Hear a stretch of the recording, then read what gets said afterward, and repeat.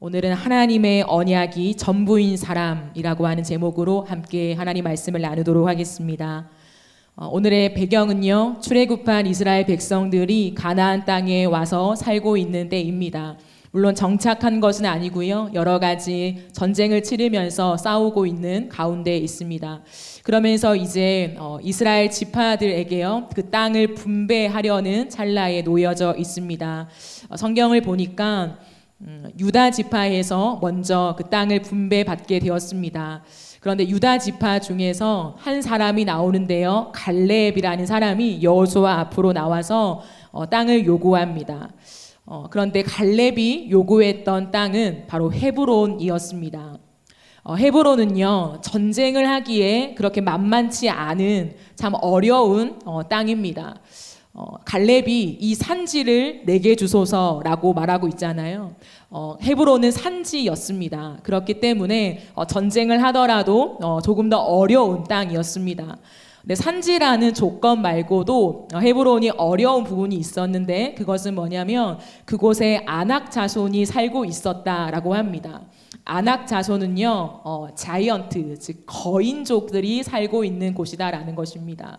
자신들보다 훨씬 더 큰 사람들이 그곳을 장악하고 있었습니다. 뿐만 아니라 갈렙은 한 가지 더를 보탭니다. 그곳은 크고 아주 두려운 성읍이다라는 것이죠. 크고 장대하고 두려운 성읍, 하지만 갈렙은 지금 그 헤브론을 우리에게 달라라고 요구하고 있습니다. 그렇다면 참 만만치 않은 땅, 그 땅을 왜 갈렙이 요구하고 있을까요? 그들이 이 땅에 온 지 몇 년이 지났습니다. 가나안 땅을 둘러보니까 참 어렵긴 하지만 헤브론 정도면 잘 살 수 있을 거야, 그 땅만 차지하면 여기에서 1인자가 될 수 있을 거야 라고 하는 기대감이 있었을까요? 성경을 훑어보니까 그러한 기대감으로 갈렙이 헤브론을 요구하진 않았습니다. 그러면 왜 갈렙은 헤브론 땅을 자신에게 달라고 그토록 선명하게 요구하고 있는 것일까요? 이 부분에 대해서 오늘 본문 안에서 갈렙이 말하고 있는 세 가지 키워드를 살펴보면서 답을 얻으려고 합니다. 그 세 가지 키워드는, 첫 번째는 가데스 바네아라고 하는 지역입니다. 두 번째는 생존이라고 하는 단어이고요, 세 번째는 충성이라고 하는 단어를 함께 살펴보려고 합니다. 첫 번째, 가데스 바네아입니다.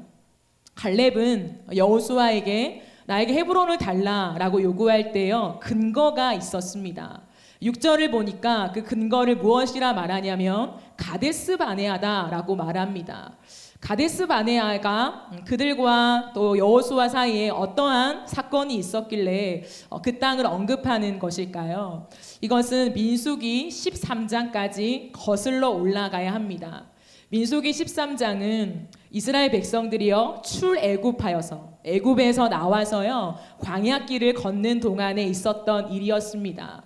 이제 얼마 되지 않으면 하나님이 약속하신 가나안 땅을 갈 수 있는 거죠. 그렇기 때문에 그때 당시의 지도자였던 모세는요, 가나안 땅으로 정탐꾼들을 보냅니다. 누구를 보내냐 하니까 이스라엘 12지파 중에서 한 지파별로 우두머리를 뽑아서요, 12명을 가나안 땅에 정탐을 보냅니다. 40일 동안 정탐을 하고 정탐꾼들이 돌아옵니다. 그런데요, 그들은 자신들이 보았던 가나안 땅의 외형을 언급하기 시작합니다. 굉장히 성읍들이 크고 사람들도 거인족들이 살고 열매도 이렇게 튼실합니다 라고 하는 그 땅을 보고 온 외형들을 언급하죠. 그때 갈렙이요, 민수기 13장 30절을 읽어보면 얼른 이렇게 말합니다.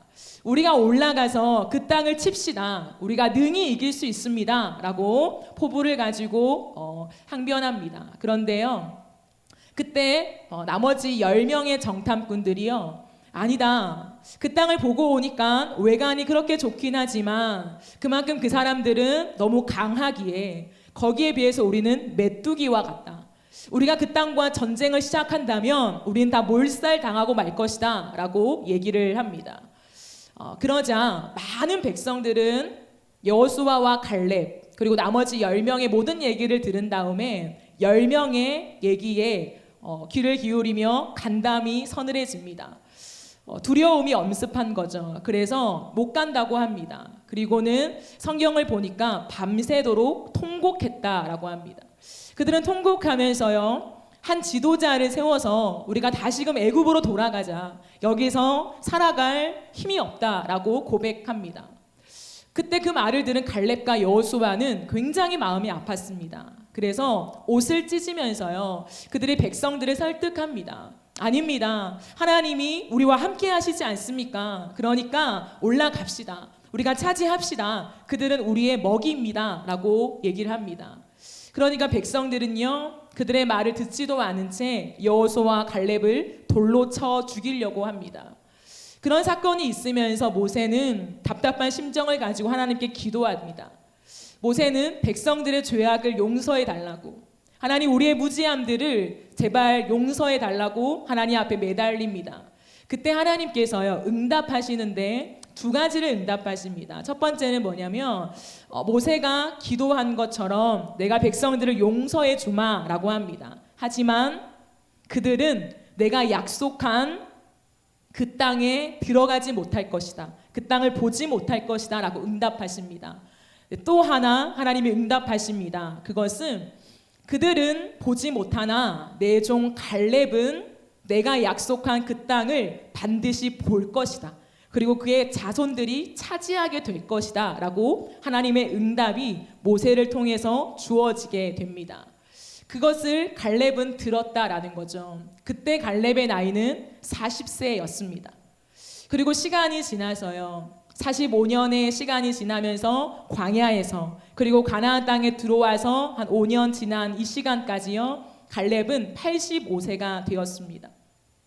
그러므로 이 모든 정황들을 고려해 봤을 때 갈렙은 그냥 단순히 일시적인 마음속에서 헤브론을 저에게 주세요 라고 요구한 것이 아니라 이미 45년 전부터 그의 가슴 속에 한결같이 품고 있었던 땅이 바로 헤브론이었다라는 것입니다. 참 놀랍지 않습니까? 헤브론이 무엇이길래 그토록 적게는 45년 동안, 아마 그 전에도 품었을 수 있죠. 왜 갈렙은 그 오랜 시간 동안 한 번도 잊혀지지 않는 그 뜨거운 설렘과 기대감을 가지고 헤브론 땅을 향한 그 비전을 가지고 달려왔을까요? 그것은 헤브론 땅에 대한 성경적인 의미가 있기 때문입니다. 헤브론은 하나님이 조상들과 함께, 갈렙의 조상들과 함께 언약하신 땅이었습니다. 언약의 땅이라고 하는 상징이 있었다라는 것이죠. 갈렙에게, 그리고 이스라엘 백성들에게 조상이라 함은 아브라함을 떠올릴 것입니다. 인류의 모든 오고 오는 사람들이 하나님을 거역하고 타락했습니다. 그때 하나님은 내가 내 나라를 이 땅 가운데 세우겠다라고 다짐하시며 하나님의 사람을 부르십니다. 그 사람이 바로 아브라함이었죠. 하나님은 아브라함을 부르셔서 내가 내 나라를 세우겠다 하시면서 아브라함과 언약을 하십니다. 아무것도 없는 아브라함에게요, 하나님은 자손의 언약을 하시고 가장 중요한 땅을 언약하십니다. 하나님이 아브라함과 언약하신 땅이 가나안이었거든요. 근데 아브라함이 이 하나님의 말씀을 받고, 물론 마음에 여러 가지 의심이 있었겠지만 하나님의 은혜로 그 약속을 받습니다. 그러면서 창세기 13장을 보면요, 조카 롯과 함께 땅을 차지하는 장면 속에 아브라함이 차지했던 땅은 헤브론이었습니다. 아브라함은 장소를 이동해서 결국에 헤브론에 이르러서 그 땅에 제단을 쌓고 하나님께 예배를 드리지요. 그러면서 헤브론이라는 장소는요, 하나님과 언약한 곳, 하나님께 예배하는 곳, 하나님과 약속의 땅이라고 하는 상징적인 의미가 있다라는 것입니다. 근데 하나님이 아브라함과의 언약은 결코 변하지 않는 반드시 이루어지고야 마는 언약이었습니다. 왜냐하면요, 하나님이 아브라함과 많은 약속을 하면서 그 표현 속에서 창세기 15장을 보면 횃불 언약을 맺으십니다. 그냥 구두로만 하나님이 언약하신 것이 아니라 의식을 행하시는데요, 그 당시의 문화를 본떠서 하나님은 아브라함과 언약하실 때 제물을 가지고 준비하십니다. 그리고 그 제물을 각을 뜹니다. 반을 쪼개서요 죽은 제물을 가운데 올려놓습니다. 그 당시에 아주 중요한 계약을 맺을 때요 계약하는 두 사람이 그 제물 사이를 지나갑니다. 그러면서 둘 중 한 명이 언약을 어길 시에, 계약을 위반할 시에 이 제물처럼 죽게 될 것이다 라고 하는 엄중한 의식입니다. 하나님은 아브라함과 함께 그 의식을 행하시면서 참 중요한 것은 아브라함과 함께 지나가시는 것이 아니라 하나님의 횃불이 제물 사이로 지나갑니다. 이것은 무엇을 뜻하냐면 아브라함이 아무리 연약하여서 이 언약을 실행하지 못할 무능력함과 실패에 빠져 있을지라도 하나님이 주도적으로, 하나님의 주권적으로 이 언약을 반드시 지켜내고야 마시겠다라고 하는 하나님의 성실한 의도를 포함하는 것입니다. 그렇기 때문에 아브라함과의 관계 속에 하나님은 이 횃불 언약을 통해서 하나님의 아브라함과 맺은 언약을 결코 변개치 않으시는, 어떠한 경우에도 하나님이 무효시키지 않는, 다른 말로 하면 반드시 이루어지는 약속으로 그와 언약하셨습니다. 그리고 이스라엘 백성들 안에는요 이 아브라함이 헤브론을 통해서 하나님께서 언약하신 그 가나안을 소망하게 했습니다.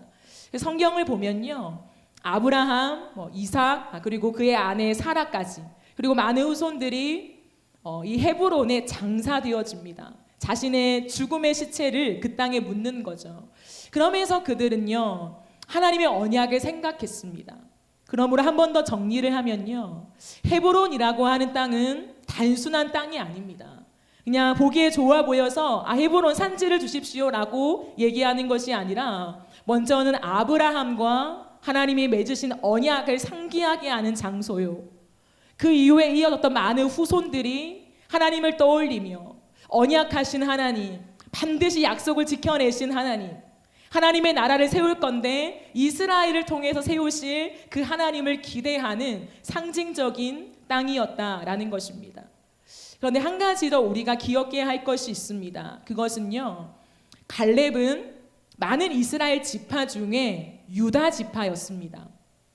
근데 하나님이 유다 지파를 향해 약속하신 또 한 가지가 있었습니다. 그것은 어디에 기록되어 있냐면 창세기 49장에 기록되어 있습니다. 야곱이 죽기 전에요 자신의 아들들을 모아놓고 축복을 합니다. 근데 49장 속에서 8절에서 10절 말씀을 보면요 야곱이 유다 지파를 향해 약속하는 게 나옵니다. 어떤 내용이 있냐면 유다를 축복하면서 규가 유다를 떠나지 않을 거다라고 약속하십니다. 규라는 것은 왕을 뜻합니다. 그 이후에도 통치자의 지팡이가 너희를 떠나지 않을 거다라고 하는 축복을 합니다. 그것은 뭐냐면 유다 지파에서 왕이 나올 거다라고 하는 약속입니다. 그 왕은 1차적으로는 다윗 왕을 가리킵니다. 그리고 최종적으로는 이 땅에 영원한 왕으로 오시는 예수 그리스도, 메시아를 가르친다고 볼 수 있습니다. 그렇기 때문에 하나님은 이 창세기 때로부터 유다를 축복하시면서 유다 지파를 통해서 온 인류를 구원할 영원한 메시아가 올 것이다 라고 하는 언약을 맺으셨다라는 것입니다. 유다 지파는 그것을 알고 있었습니다. 하나님이 자신의 지파를 향한 어떠한 약속을 하셨는지요. 그렇기 때문에 아브라함과 또한 유다 지파를 통해 하신 이 약속을 통하여서 그들의 가슴 속에는 하나님의 언약이라고 하는 참 부인할 수 없고 잊혀질 수 없는 그 약속을 붙드는 믿음이 있었다라는 거죠. 그러기에 오늘 이 순간에도 갈렙은 나에게 헤브론을 주십시오, 하나님의 언약을 상기하며 그들에게 요청하고 있는 장면을 볼 수 있습니다. 우리의 삶에 하나님의 언약을 붙드는 믿음이 있으십니까? 삶을 살아가는 동안에 우리는 참 많이 흔들립니다. 어디로 가야 할지, 무엇을 해야 할지, 어떤 삶을 선택하는 게 이 땅에서 후회하지 않을 가치 있는 선택인가, 우리는 참 많이 헷갈리며, 하지만 그 헷갈리는 중에도 그렇게 살고 싶어 합니다. 그러기에 누군가의 조언을 듣기도 하고 세상 사람들의 대세를 따라가 보기도 하고 우리는 우왕좌왕 조금 더 나은 삶을 살기 위하여 달려간다라는 것이죠. 하지만 그 어떤 것도 흔들리는 우리의 마음을 잡고 끌고 갈 수 있는 것은 없습니다. 오늘 이 말씀을 통하여 하나님이 우리에게 주시는 메시지는 뭐냐면 어떠한 상황 속에서도 때로는 우리의 삶에 불가능하다. 참 그렇게 살기는 불가능해. 그곳은 우리가 얻을 수 없어. 라고 말하는 그곳조차도 하나님의 언약이 있다면 그 언약을 붙잡는 사람은 기꺼이 그 길을 걸어가며 하나님의 약속의 성취를 경험하게 될 것이라는 것입니다. 그러기에 앞으로 계속되어지는 설교 말씀을 함께 들으시면서 나는 과연 무엇을 붙잡고 있는가? 갈렙이 그토록 붙잡았던 하나님의 언약이 내 삶에 살아있는가에 대한 것들을 돌아보시는 은혜가 있으면 좋겠습니다. 이 언약을 붙잡았던 갈렙의 모습 속에서는요, 참 중요한 삶의 힘이 있습니다. 그건 뭐냐면 두 번째 우리가 살펴볼 생존이라고 하는 키워드입니다. 오늘 10절 말씀을 보시면요, 갈렙이 이제 보소서라고 얘기하면서 모세 때부터, 그때 가데스 바네아에서부터 하나님이 우리 가운데 언약하신 그때로부터 지금까지 나를 생존케 하셨습니다라는 고백이 나옵니다. 45년 동안 하나님이 나를 생존케 하셨습니다 라고 하는 거죠. 그거는 뭐냐면요, 갈렙이 그냥 지금까지 당연하게 걸어온 인생이 아니라는 것입니다. 우리는 이 땅을 살아가면서요, 내가 오늘도 있고 내일도 있고 모레도 있는 게 어쩌면 당연합니다. 그래도 80세 100세까지는 산다고 생각하며 그 전까지는요, 내일이 있는 거 당연하지, 우리는 그 모든 것을 사실은 당연하게 받아들입니다. 그러나 갈렙에게는 하루하루의 시간이 당연한 것이 아니라 하나님의 주권적인 은혜 가운데 오늘도 나를 살게 하신 날이다라고 하는 선명한 고백이 있었습니다. 가데스 바네아의 사건 속에서 갈렙과 함께 처음에 출애굽했던 그 세대를 광야 1세대라고 일컫습니다. 광야 1세대가요 40년간의 광야의 방황기를 거치면서 다 죽습니다. 하나님의 약속하신 가나안 땅에 들어가지 못한다라는 거죠. 하지만 그 1세대 중에 딱 두 사람, 여호수아와 갈렙만 생존하여서 가나안 땅에 들어와 있는 상황이었습니다. 지금만 내가 살아있는 감격을 가지는 것이 아니라 갈렙은 어쩌면 광야의 45년을 지나는 동안에 가나안 땅까지요, 많은 사람들이 다 죽고 죽는 그 모든 죽음을 목도하면서 이 사람들은 죽는구나 라고 하는 그냥 편안한 죽음을 맞이하는 것이 아니라 나는 왜 사는가에 대한 질문을 던지며 왜 사는가에 대한 답을 늘 확인했던 사람이었습니다. 그거는 무엇이냐면 생존케 하셨다면 자신에게 사명이 있다는 거죠. 하나님 말씀하신 그 가나안 땅, 그 헤브론을 가지며 믿음을 전수해야 하는 그 사명이 있음을 발견하는 것입니다.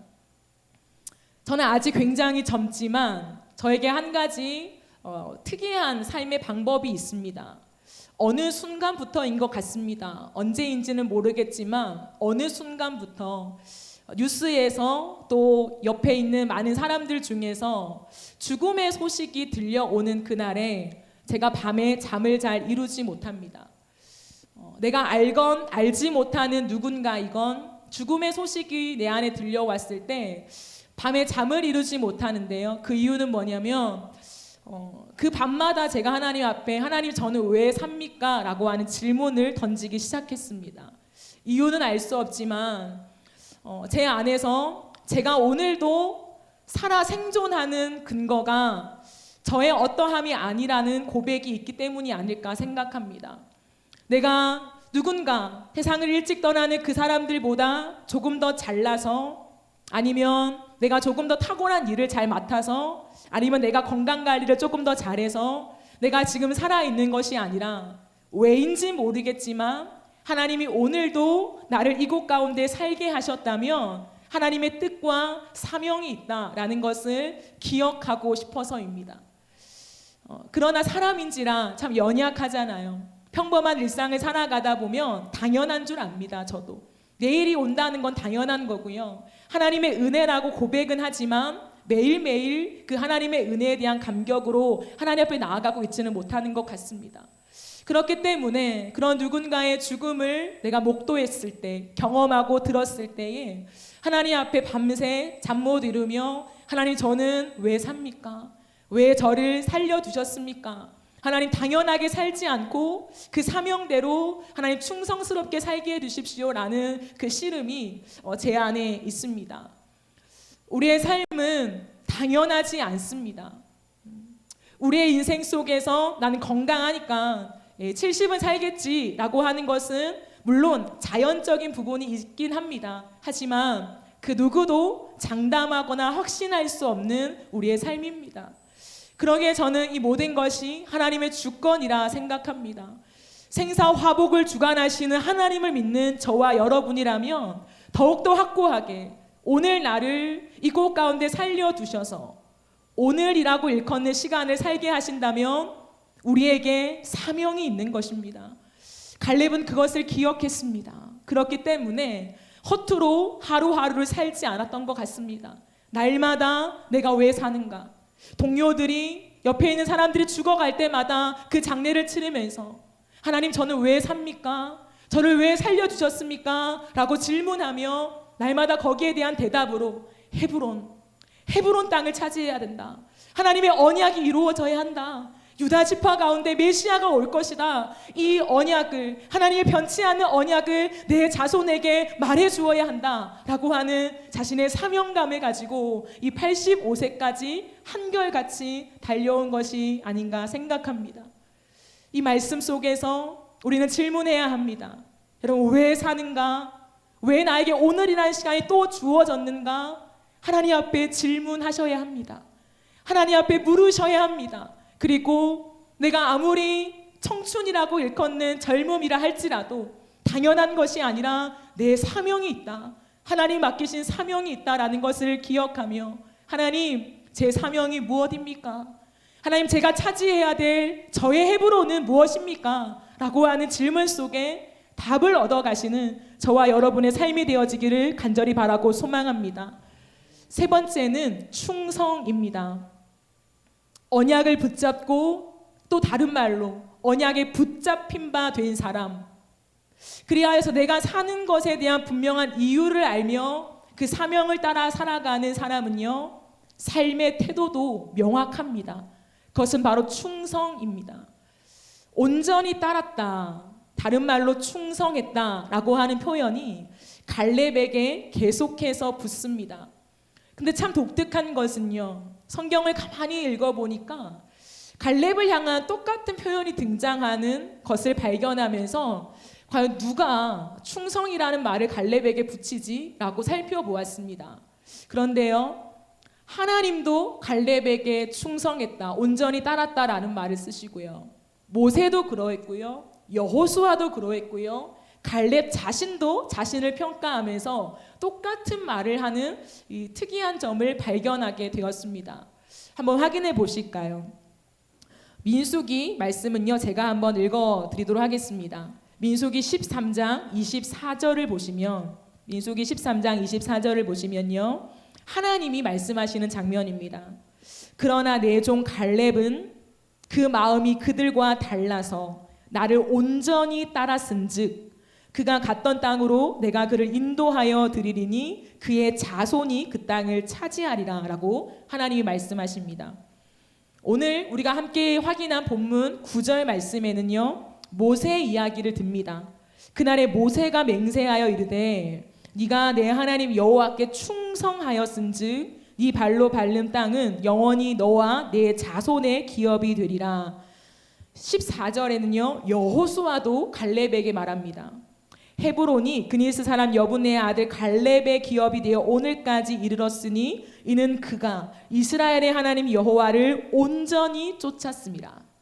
마지막에 갈렙도 자신을 향해 8절에서 이렇게 말합니다. 나는 내 하나님 여호와께 충성하였으므로 라고 표현합니다. 충성이라고 하는 단어를 보면요, 영어를 해석하면요, 한마디로 정의한다면 전심입니다. 충성이라는 것은요, 어떠한 일을 정말 탁월하게 잘 해냈다라고 하는 의미보다도요, 전심, 마음에 집중하고 있습니다. 충성은 보이진 않지만 이 마음, 심장에서부터 나오는 힘이라는 것을 말해준다는 것이죠.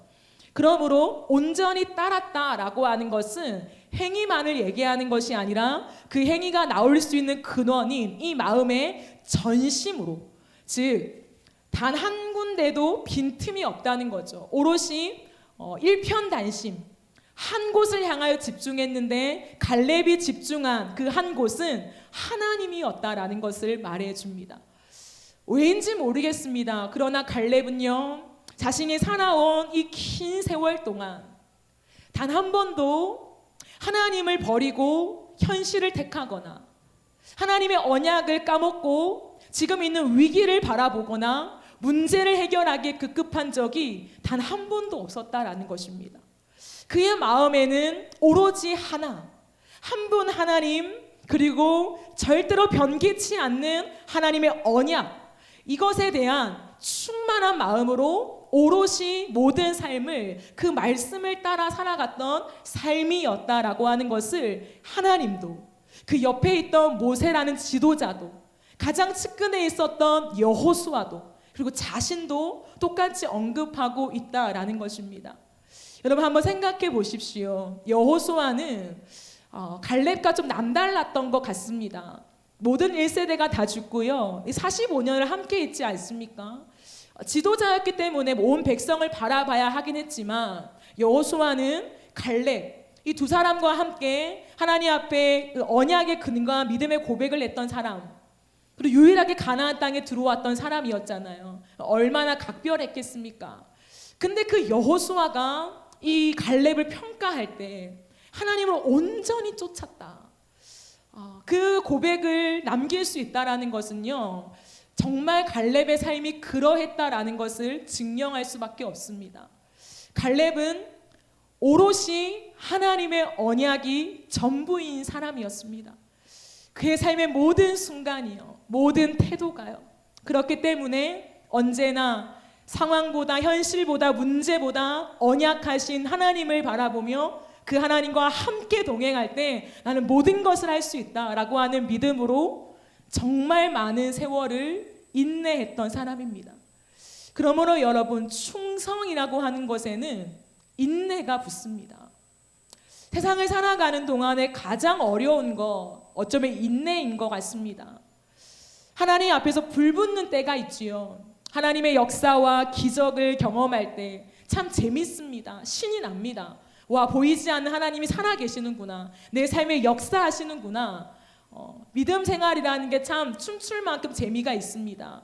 그러나 신앙이라는 것은 언제나 그런 하나님의 기적만이 있는 건 아니죠.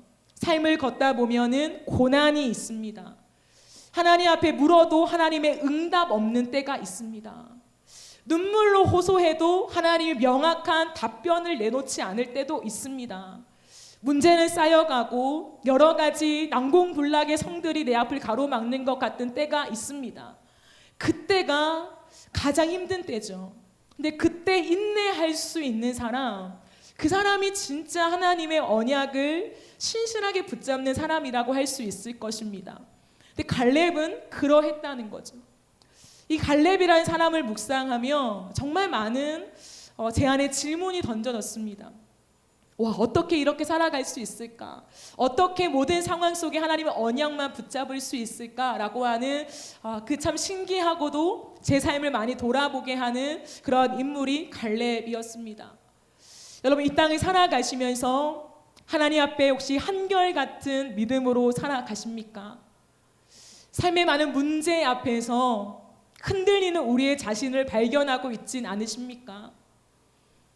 믿음의 길을 걷는다고 해서 세상 사람들과는 다른 길을 걷는 것은 아닙니다. 세상 사람들이 가는 똑같은 길을 걷습니다. 똑같이 우리는 먹고 사는 문제의 당면에 있습니다. 내일은 무엇을 먹고 내 자녀들한테 무엇을 남기며 살 것인가에 대한 두려움과 불안함이 우리 안에 있지요. 세상 사람들과 똑같은 고민과 일상에 부딪혀 오기 때문에 세상의 많은 가치관과 방식이 똑같이 우리 안에 흡수되어집니다. 세상의 사람들이 잘 나가는 걸 보면은 그렇게 살아가니까 잘 나가니 나도 그 방법을 택하고 싶은 유혹이 옵니다. 하나님은 정직하라 말했고, 하나님은 여러 가지 삶에서 우리에게 거짓을 행하지 말라고 말씀하셨고, 땀에 대한 대가가 있다고 말씀하셨지만, 쉽게 살아가는 사람들을 보면 이 정도는 이 땅을 살아가는 동안에 당연한 거 아닌가, 이거는 말씀에 어긋난 것이 아니라 이 시대를 살아가는 동안에 어쩔 수 없이 행할 수 있는 문화가 아닌가라고 생각하는 조그만 틈들이 우리 안에 생겨납니다. 근데 아시죠? 아주 조그만 틈에 사단은 못을 갖다 대며 망치질을 합니다. 그러면 쪼개어지는 거죠. 믿음이요. 어느샌가 우리는 아주 작은 틈이라고 하는 것은 괜찮아 라고 생각합니다. 그러다 보니까 세월이 지난 우리의 모습을 돌아보건대 내 믿음이 다 어디 갔나? 하나님 앞에 그 열정이 어디 갔나? 우리는 참 더듬어서 그 믿음을 발견하고 찾아야 할 때가 우리의 현실로 받아들여질 때가 있는 것 같습니다. 오롯이 하나님 말씀 앞에 집중하며 그 길을 걷는 사람, 하나님은 이 시대에 그런 사람을 찾으시는 것 같습니다. 조그마한 틈은 괜찮아 라고 하는 것이 아니라 하나님의 말씀을 생명처럼 여기며 자신의 아들을 십자가에 못 박을지언정 언약을 파기하지 않으시는, 자신의 모든 생명을 다 던져서라도 언약을 반드시 지키고야 마시는 그 하나님을 신뢰하면서 그 말씀을 따라가는 사람이 어디 있느냐라고 이 시대에 찾지 않으실까요? 우리의 삶을 돌아보기를 원합니다. 우리는 무엇을 위해 땀을 흘리고 있으십니까? 오늘도 쉬지 않고 우리는 노동을 합니다. 세상에서 돈을 벌든 가정에서 열심히 가족들을 섬기든, 근데 우리의 섬김과 땀을 흘리는 그 목적이 어디를 향해 갖고 있습니까? 갈렙은요, 자신만을 위해서 살아가지 않았습니다. 헤브론을 요구할 때요, 자신만을 위해서 헤브론을 요구한 것이 아니라 하나님도 성경에서 여러 가지 기록으로 남길 때요, 그의 자손이라는 말을 남깁니다.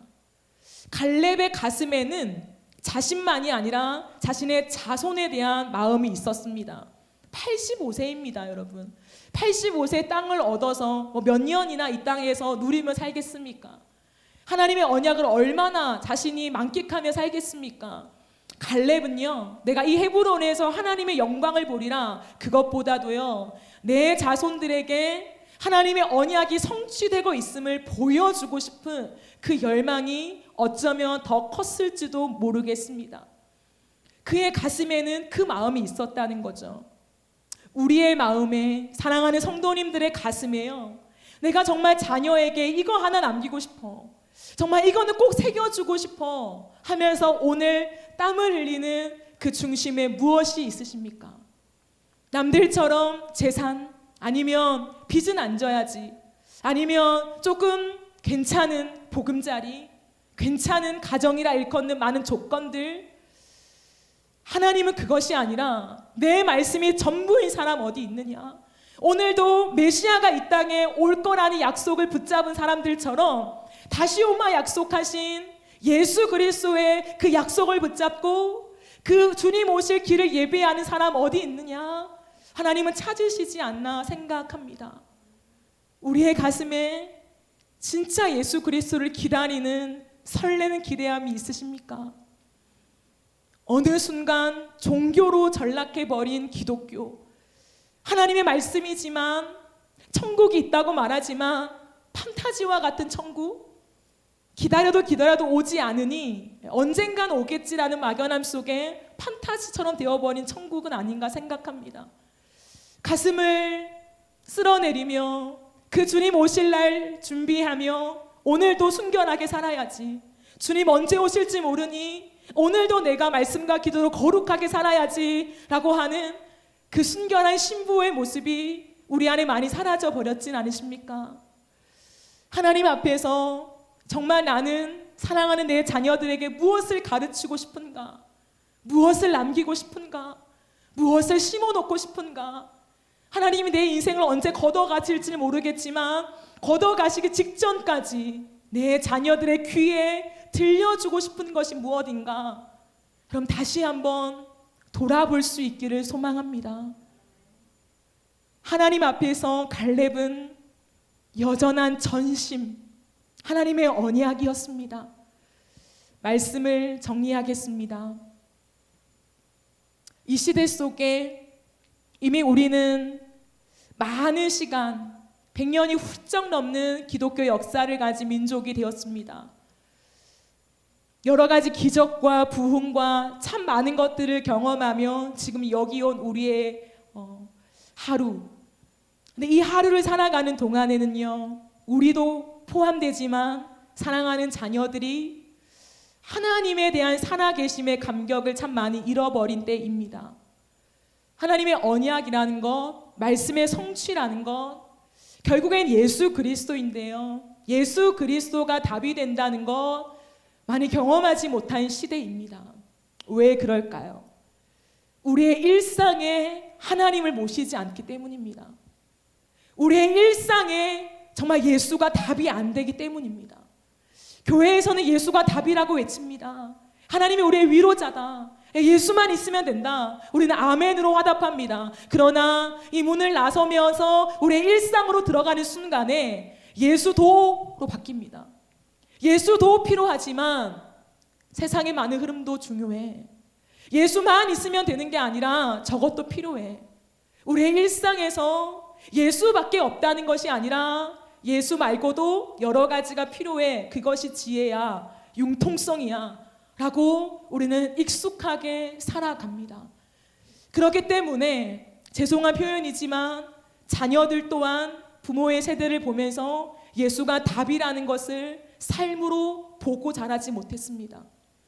하나님 앞에 기도하며 문제가 터질 때 주님을 붙잡으며 하나님이 풀어가는 일들을 경험하지 못한 채, 우리는 인내하지 못한 채 우리의 방법과 방식과 빠른 속도를 따라가며 많은 일들을 처리하는 모습을 보면서 아주 조금씩 자녀들의 가슴에도 하나님이 필요하긴 하지만 하나님이 전부가 될 수는 없어.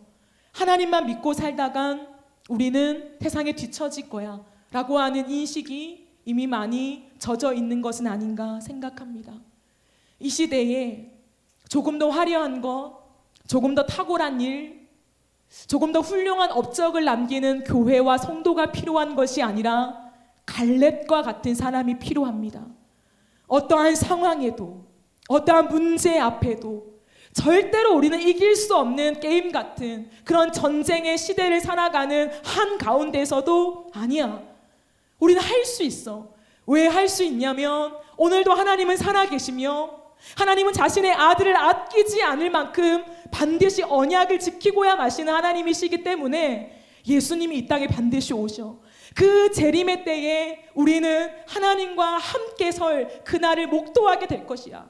그때까지 우리는 언약을 이어가야 한단다 라고 하면서 마음을 다지며 믿음으로 서는 그 한 성도, 갈렙과 같은 사람, 하나님 앞에 전심으로 나아가는 충성된 종, 그 한 사람이 필요하며 하나님은 오늘도 온 땅을 두루 감찰하사 전심으로 자기를 찾는 자들, 자기를 향하는 자들을 주님은 발견길 원하십니다. 그 속에서 저와 여러분이 갈렙이 되면 좋겠습니다. 하나님, 저를 언제 걷어가실지 모르겠지만 오늘 또 주셨으니 제 사명이 무엇입니까? 하나님, 제가 모든 걸 할 수 없어도 나의 헤브론이 무엇입니까? 내 헤브론은 차지하기 원합니다. 하나님, 내가 죽는 순간까지 주님 앞에 청춘처럼 그 비전을 향하여, 꿈을 향하여, 사명을 향하여 시들지 않는 열정을 가지고 하나님의 언약을 붙잡으며 오로지 한 길을 걷는 이 땅의 나그네로 살게 하여 주십시오. 이 기도가, 이 소망이 갈렙의 소망만이 아니라 오늘 이 세상의 한복판을 살아가는, 이 거대한 세상 한복판을 걸어가는 저와 여러분의 선명하고 확고하고 흔들림 없는 일생의 고백이 되어지기를 간절히 바라고 소망합니다. 우리 이 시간 함께 기도하시겠습니다.